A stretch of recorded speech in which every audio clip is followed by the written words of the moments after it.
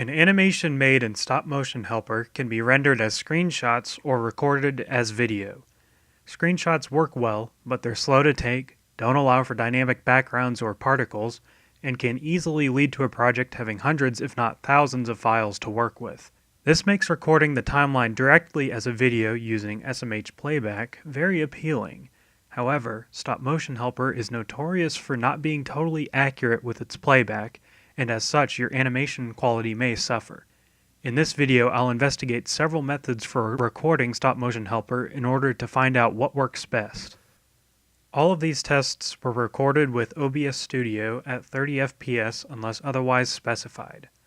The tests I performed were an uncapped frame rate, which with my computer was about 200 FPS, uncapped frame rate but with VSync, 60 FPS VSync, slightly under 60 FPS caused by lag, doubling the space between keyframes in the Stop Motion Helper timeline and bumping its frame rate up to 60 FPS, lowering Stop Motion Helper's playback frame rate along with OBS's recording frame rate, lowering both host timescale and the recorded frame rate in OBS, lowering host timescale, which was then offset by a higher Stop Motion Helper frame rate, and increasing the host timescale offset by a lower Stop Motion Helper frame rate.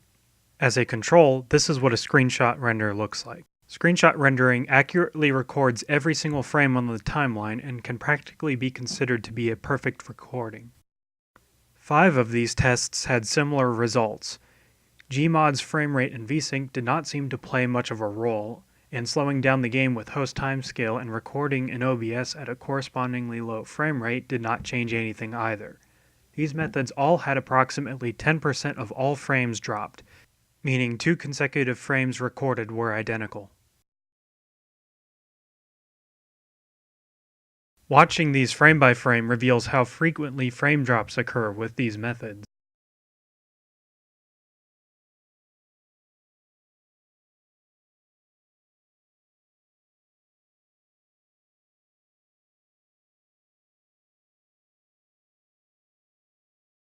When you compare a screenshot render with one of these recording methods, it becomes clear how the majority of video frames do not match with the screenshots, and therefore are not accurate to what was keyframed in Stop Motion Helper. I respaced my animation to play normally with Stop Motion Helper playback at 60 FPS. Because Gmod was now also displaying poses between the ones in all of the 30 FPS tests, dropped frames being duplicate frames were instead half a frame behind, so to speak. However, this seems to occur much more frequently.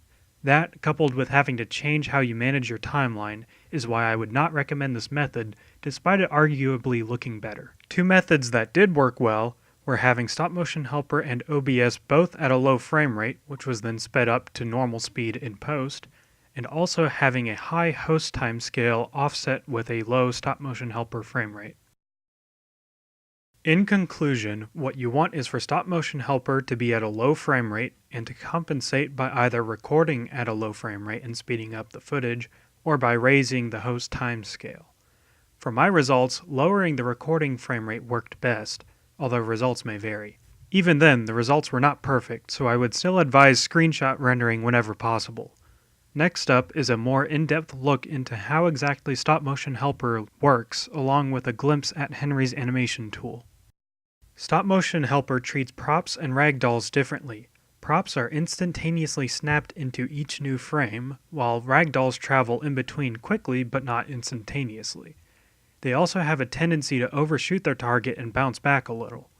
Now, this is recorded with Gmod running at 1% speed, but in real time this delay is why Stop Motion Helper is notorious for dropping frames or being behind. Pay close attention to Scout's feet in this clip.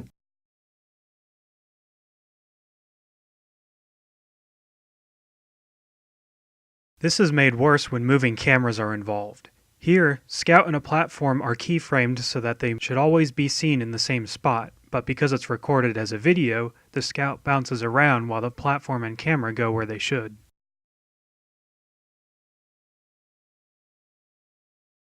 Henry's animation tool, an alternate to Stop Motion Helper, changes poses a lot smoother than SMH does. The same number of poses were recorded here, but the result is much smoother because Hat interpolates between poses continuously instead of snapping to frames like Stop Motion Helper does. However, ragdolls still don't move perfectly, but they move a lot better than with Stop Motion Helper.